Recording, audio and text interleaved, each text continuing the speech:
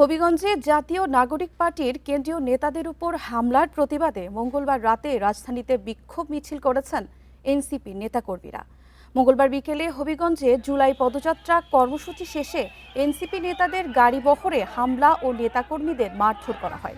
এতে আহত হয়েছেন এনসিপির মুখ্য সংগঠক সার্জিস আলম সহ বেশ কয়েকজন।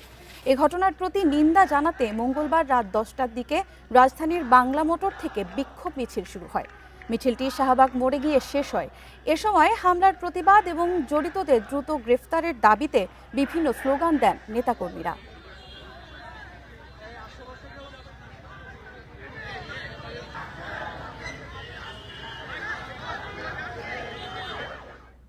এ নিয়ে আরও জানাতে হবিগঞ্জ থেকে যোগ দিয়েছেন সহকর্মী আবু সালে নুরুজ্জামান। নুরুজ্জামান, এখন হবিগঞ্জের পরিস্থিতি কেমন? এনসিপির নেতাকর্মীরা কি বলছেন? আইন শৃঙ্খলা পরিস্থিতি জানাবেন।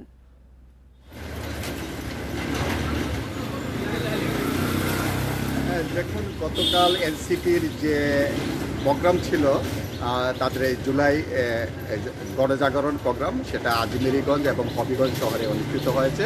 হবিগঞ্জে বিকেলে যে প্রোগ্রামটি ছিল সেই প্রোগ্রামটি হওয়ার পর সন্ধ্যার দিকে যখন তারা সার্কিট হাউসের দিকে সার্জিস আলম সহ যারা এনসিপি নেতৃবৃন্দ এসেছিলেন, তারা সার্কিট হাউসের দিকে যাওয়ার পথে তারা হামলার শিকার হন। এই হামলার শিকারের প্রতিবাদে তারা আজ হবিগঞ্জে বিক্ষোভ সমাবেশ এবং মিছিলের আয়োজন করেছেন এবং এই সমাবেশে কেন্দ্রীয় আহ্বায়ক নাহিদ ইসলাম সহ কেন্দ্রীয় নেতৃবৃন্দ থাকার কথা। আর অপরদিকে জেলা ছাত্রদল এবং পৌর বিএনপিও তারা পাল্টা কর্মসূচি দেয়। এই কর্মসূচির প্রেক্ষিতে হবিগঞ্জের জেলা প্রশাসক আজ সকালে 144 ধারা জারি করেন হবিগঞ্জ পৌর শহরে, যাতে কেউ সমাবেশ করতে না পারে, আইন শৃঙ্খলার যাতে কোনো রকম অবনতি না হয় সেই জন্য 144 ধারা জারি করা হয়েছে। 144 জারি করার পরে আমি পুলিশ প্রশাসনের সাথে যোগাযোগ করেছিলাম। তারা জানিয়েছেন তারা সর্বাত্মক প্রস্তুতি রয়েছেন যাতে হবিগঞ্জ পৌর এলাকায় কোনো রাজনৈতিক দলের কর্মসূচি সংগঠিত এবং সমাবেশ না হতে পারে। ইতিমধ্যেই জেলা তথ্য অফিস থেকে হবিগঞ্জে মাইকিং যুগে 144 ধারা জারি করা হয়েছে এবং সমাবেশ নিষিদ্ধ। এ ব্যাপারে প্রচারণা চলছে।